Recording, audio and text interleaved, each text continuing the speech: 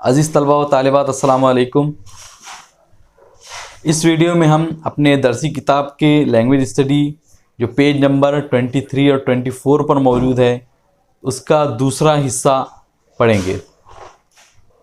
इस दूसरे हिस्से में हम पोलाइट रिक्वेस्ट या अदब व एहतराम के साथ की जाने वाली रिक्वेस्ट या गुजारिश के बारे में पढ़ेंगे। हमारी ज़िंदगी में हम हर वक्त या हमेशा हमको ज़रूरत पड़ती है कि हम सामने वाले को कोई काम बोले और सामने वाला उसे हमें करके दे। हमेशा हम अपने काम खुद से नहीं कर सकते, इसलिए हमें दूसरों की मदद की ज़रूरत पड़ती है। और जब हम सामने वाले को कोई काम बोलते हैं, अगर वो छोटा होता है, अपना हमजमा साथी होता है, तो हम उसको बहुत ही कोई फॉर्मल अंदाज में नहीं बोलते, बल्कि एक इनफॉर्मल अंदाज में, कोई बहुत ही महज़ब तरीके से नहीं बोलते, बल्कि उसको एक सीधे साधे अंदाज में हम उसको उस काम करने का कह देते हैं। जैसे आपको पेन की ज़रूरत है, आपके दोस्त के पास में पेन है, तो आप कह सकते हैं कि मुझे पेन दो। आपके दोस्त के पास में कोई चीज़ है या आपका दोस्त कहीं जा रहा है, वापस आते हैं आप कहेंगे कि मेरे लिए ये चीज़ ला लो। और उसको वो ना वो बुरा मानता है, ना आपको कोई बहुत ही बाकायदा तरीके से उसको फॉर्मल बनाने की ज़रूरत होती है, कोई तहज़ीब व महज़्ज़ब भरे अंदाज में उसको कहने की ज़रूरत होती है।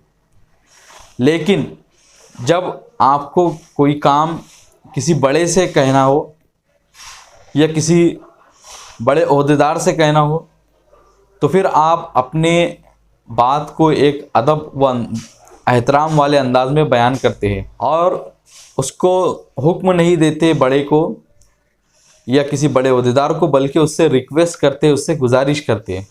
उसी चीज़ को हम पोलाइट रिक्वेस्ट कहेंगे या अदब व एहतराम के अंदाज में गुजारिश कहेंगे। आइए देखते हैं हम कि अदब व एहतराम के साथ में हम गुजारिश कैसे कर सकते हैं या पोलाइट रिक्वेस्ट कैसे कर सकते हैं। यहाँ पे इस जुमले में देखिए, यहाँ से आप देखिए, take me to your teacher, कि मुझे अपने टीचर उस्ताद के पास में ले चलो। अगर हम यहाँ से इस सेंटेंस को पढ़े तो ऐसा लग रहा है कि सामने वाले को आप हुक्म दे रहे हैं कि मुझे अपने टीचर के पास ले चलो, take me to your teacher.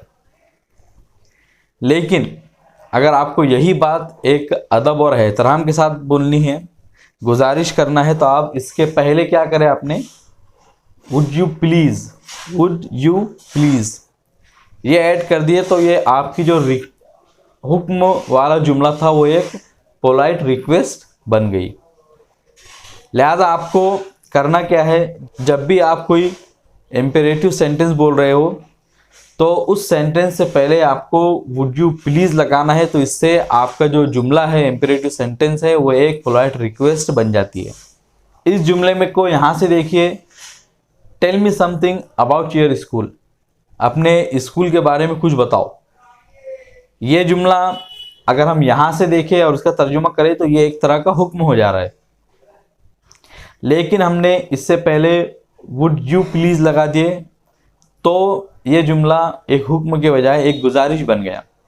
Would you please tell me something about your school, कि क्या आप अपने स्कूल के बारे में कुछ बताएंगे, या ये कि आप बराए मेहरबानी अपने स्कूल के बारे में हमें कुछ बताइए।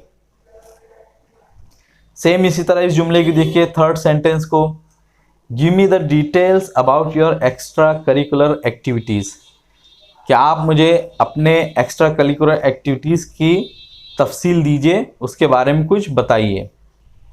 ये जुमला अगेन यहाँ से अगर आप देखें गिव मी से, तो ये एक हुक्म वाला जुमला हो गया।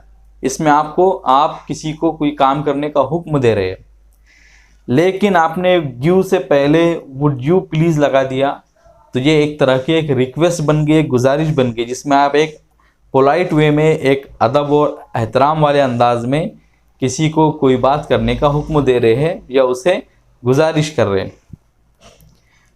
थर्ड सेंटेंस है, would you please give me the details about your extra curricular activities, कि क्या आप मुझे अपने एक्स्ट्रा करिकुलर एक्टिविटीज़ के बारे में कुछ बताएंगे, या बराए मेहरबानी मुझे अपने स्कूल की एक्स्ट्रा करिकुलर एक्टिविटीज़ के बारे में कुछ बताइए।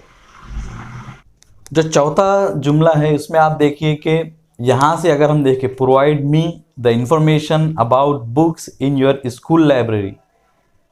प्रोवाइड मी फराहम करो, दो, इंफॉर्मेशन मालूमात, अबाउट बुक्स किताबों के बारे में, in your school library school की लाइब्रेरी में।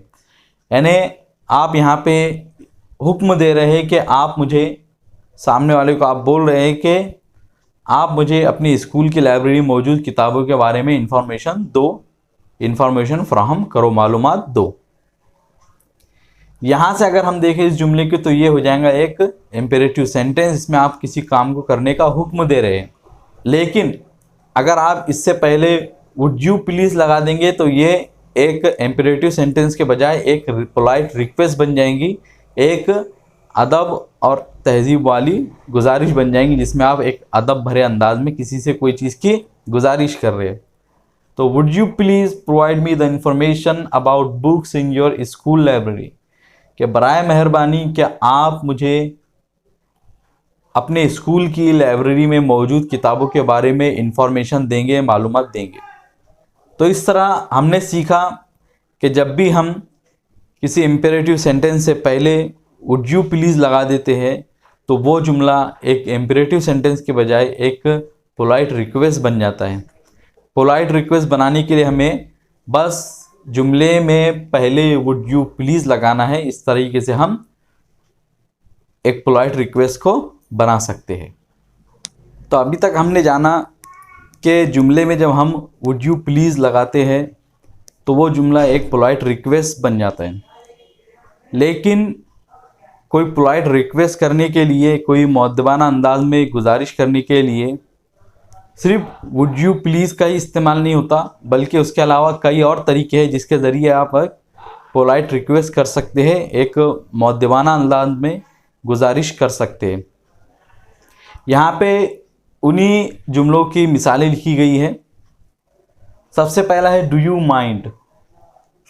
तो आप इसको इस तरह इस्तेमाल कर सकते हैं कि do you mind if I use your pen, कि क्या मैं आपका पेन इस्तेमाल कर सकता हूँ, क्या आप मुझको अपना पेन देने की जहमत करेंगे, क्या आपको बुरा लगेगा इस बात का अगर मैं आपका पेन इस्तेमाल करूँ।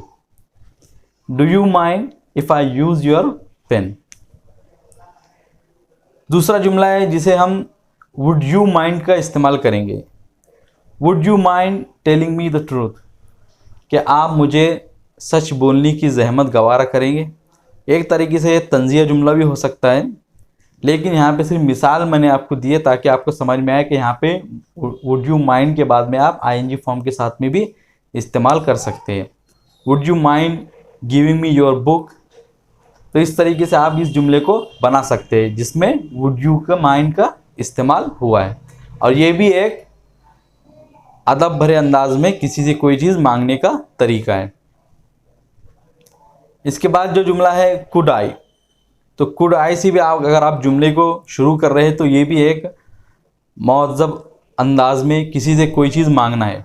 सपोज़ आप किसी इंटरव्यू में बैठे हैं या किसी अहम मीटिंग में बैठे हैं, आपको वहाँ पे पानी की प्यास लग गई।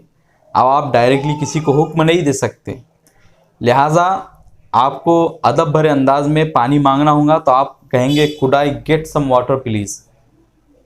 Could I get some water please, कि क्या मुझे पानी मिल सकता है।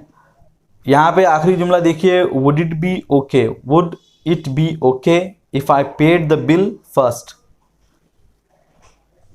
सिचुएशन इस तरह है कि आप एक मॉल की जो बिल पे करने वाली लाइन है उसमें लगे, आपके पास बस एक या दो सामान है, सामने वाले के पास पूरी ट्रॉली भरी हुई है। अब आपको सामने वाले को कहना है कि अगर मैं पहले बिल पे कर दूँगा, आप उसको डायरेक्ट हुक्म नहीं दे सकते, लिहाजा आपको क्या करना होगा, एक मुहद्दब और मुअद्दब अदब भरे अंदाज में उससे गुजारिश करना होगी। जब जाके वो आपको कहेगा कि ठीक है तुम पहले बिल पे कर दो, तो आप किस तरह कहेंगे, would it be okay if I paid the bill first, कि क्या ये अच्छा होगा, आपको क्या इस बात को पे कोई तकलीफ़ तो नहीं होगी अगर मैं बिल पहले पे कर दूँ। इस तरह के जो जुमले होते हैं वुड इट बी ओके, इसमें यहाँ पे कभी जो वर्ब का सेकंड फॉर्म इस्तेमाल होता है और कभी फर्स्ट फॉर्म इस्तेमाल होता है। कहीं पे मैंने इसे फर्स्ट फॉर्म में देखा है, कहीं पे सेकंड फॉर्म में देखा है। सिर्फ ये आपकी यहाँ पे तवज्जो दिलाना था, इसलिए मैंने यहाँ पे सेकंड फॉर्म लिखा है। याद रखिए वुड इट बी ओके में आप सेकंड फॉर्म को भी इस्तेमाल कर सकते हैं, इस तरह होता मैंने देखा है। तो हमने सीखा कि पोलाइट रिक्वेस्ट के लिए सिर्फ वुड यू प्लीज़ ज़रूरी नहीं है, बल्कि इन तमाम फ्रेजेस और जुमलों से भी आप एक पोलाइट रिक्वेस्ट कर सकते हैं, जो क्या है, do you mind, would you mind, could I और वुड इट बी ओके।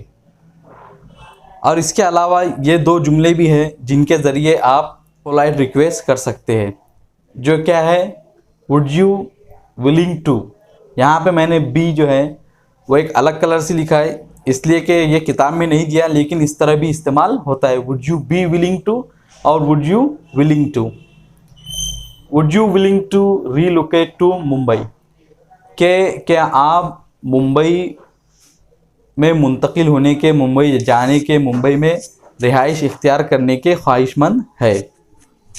यानी अक्सर जॉब जो इंटरव्यू होता है, अगर कोई शख्स किसी दूसरे शहर में रह रहा है, जॉब के जो लोकेशन है वो मुंबई में है, तो वहाँ पे वो कैंडिडेट से पूछते हैं कि would you be willing to relocate to Mumbai, कि क्या आप इस बात के लिए रेडी है, तैयार है कि आप मुंबई में मुंतकिल हो जाए, मुंबई में आ जाए।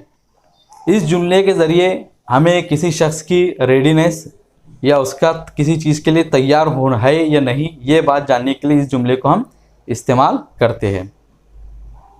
आखिरी जो जुमला है, मे आई कम इन, क्या मैं अंदर आ सकता हूँ।